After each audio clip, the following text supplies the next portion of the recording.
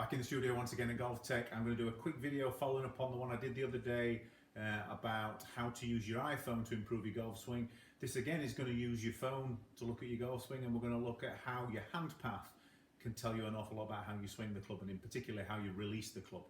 With the exception of a few specialist shots around the green, we'd expect that we're going to present the club back to the ball with a little bit of a lean, so therefore de-lofting the club.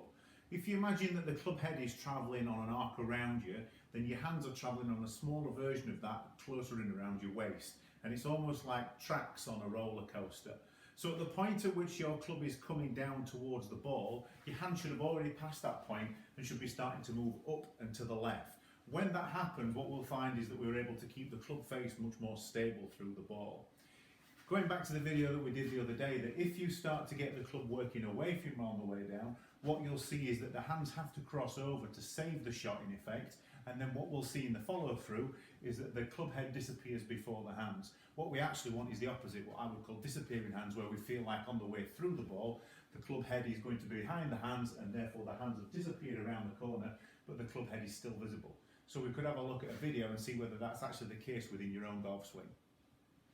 So although there's plenty to work on in my golf swing, you can see that the hands disappear well before the club head and the loft remains stable and square to the arc. So in a nutshell, the better your hand path, the more stable your release, and therefore the more predictable your shots are going to be on the other end. So the key phrase is disappearing hands.